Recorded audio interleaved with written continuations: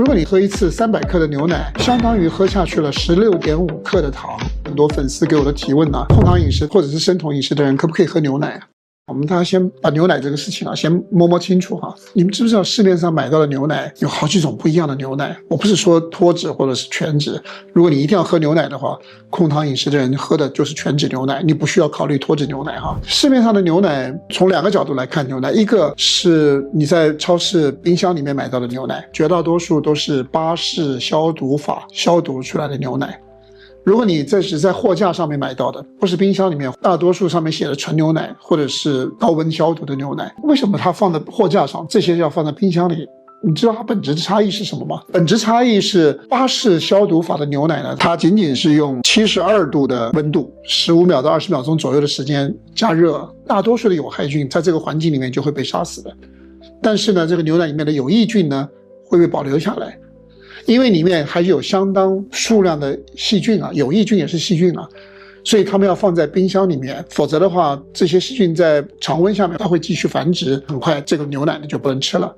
所以你在冰箱里面买到的冷藏的牛奶呢，它基本上都是巴氏消毒的牛奶，里面呢它还是带了有相当不少数量的有益菌的。货架上面放的牛奶，你买到的呢都是高温消毒的，它不需要放在冰箱里面。高温消毒的牛奶呢，它的优点是里面没有任何细菌，它的缺点是里面没有任何细菌，它没有好细菌，它没有坏细菌，它什么细菌都没有，这是它们的区别。这是第一个我们平时买牛奶的时候大家需要知道的常识。另外还有一个东西，我们平常作为一般消费者比较少接触、比较少了解的一个问题哈，国内国外都一样哈。市面上的牛奶呢，其实另外还有2大类啊，一类叫做原乳啊，就是生牛乳，就是从牛的乳房里面挤出来的牛奶，然后呢经过巴氏消毒，经过消毒了以后包装起来的牛奶。另外还有一种牛奶，我们国内叫它的名字叫做复原乳。复原乳的意思就是还原奶，什么意思呢？它是用奶粉啊，用一些奶油啦，用一些乳清啊，兑了水以后还原出来以后，它的营养结构跟牛奶一模一样的，叫做复原乳。市场上有这些牛奶存在的。如果你要喝牛奶的话，你会选择哪一种呢？我想不需要太多的思考，大家当然不会太愿意去喝复原乳。但是你去买牛奶的时候，你买到罐子里面牛奶的时候，在你的想象当中它就应该是牛身上出来的牛奶嘛。可是我要告诉你们，不一定。如果你看它的材料成分表啊，成分表里面只允许有一样东西叫做生牛乳，那这个呢就是纯牛奶了，真正的从牛身上挤出来的奶了。如果除了生牛乳以外还有其他的东西，乳粉啊、奶油啦、乳清粉啊这些东西，那就是复原乳。你自己要做个决定，你喜欢什么。我只是告诉你说它有这2种区别存在。我们今天真正要讲的题目是吃控糖低饮食的人适不适合喝牛奶。我跟各位说，牛奶呢，你去看它的热量结构，每100克的牛奶呢，碳水化合物的热量大约占到了5到5.5克，意思就是它的含糖量啊，每100克的牛奶它的含糖量大约5克到5.5克，看起来好像不是很多，5.5克。如果你去吃南瓜的话，每100克的南瓜也差不多就是5克左右啊。你吃每100克的茄子的话，也就是4点几克啊。所以听起来牛奶每100克含糖量只有5到5.5克，似乎不高嘛。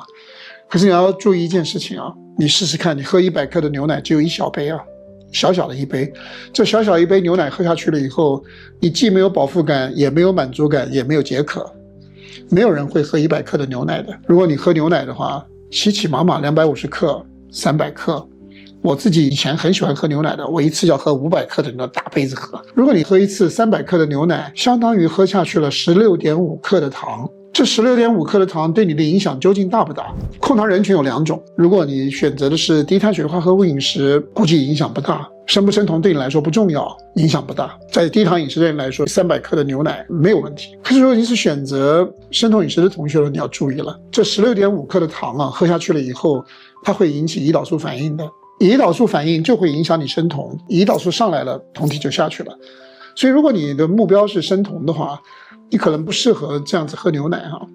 如果你想在咖啡里面放一点牛奶调味，没问题，因为你咖啡里面放一点点牛奶，30克、50克的牛奶跟300克、500克的牛奶含义是不一样的。所以控糖饮食的人能不能喝牛奶，看你追求的目标是什么，你如何去处理。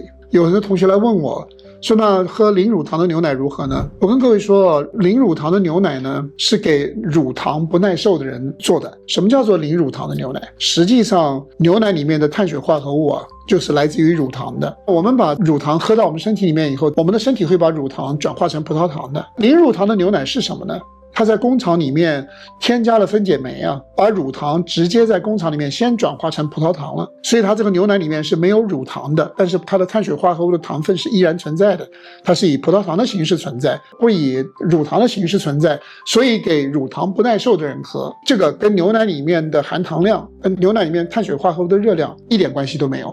所以零乳糖的牛奶适不适合我们喝，你们可以自己做决定的。那么如果说你对牛奶的营养感兴趣，可是你又害怕里面的含糖量，我可以给各位提供一个我自己用的方法。我呢自己在家里面做酸奶，我跟各位说啊，酸奶我是从来不买现成做好的。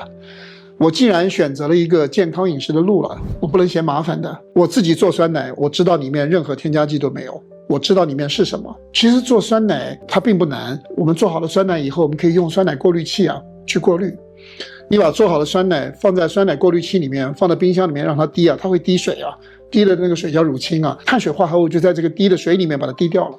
所以你过滤过了以后的酸奶，碳水化合物的含量就非常非常低了。我没有办法明确的告诉你是多少，因为看你过滤的程度如何，但是呢，碳水化合物大幅度的减少了。这个对生酮饮食的人呢，又对牛奶的营养感兴趣的同学，你可以用这种方式去摄入牛奶的营养。那自己做酸奶还有一个好处是什么呢？里面的益生菌的数量非常非常庞大，对我们肠道的健康极度的友善了。所以我自己是用自己做酸奶的方式来摄入牛奶的营养。我自己在家里面做拌生菜用的酱，也是先做好了酸奶以后，用酸奶做基底来做生菜的酱的。所以我们有各种不同的方式来摄入牛奶的营养。所以呢，牛奶喝不喝，如何选择，这是我今天跟大家分享的内容。聪明的你自己做选择了。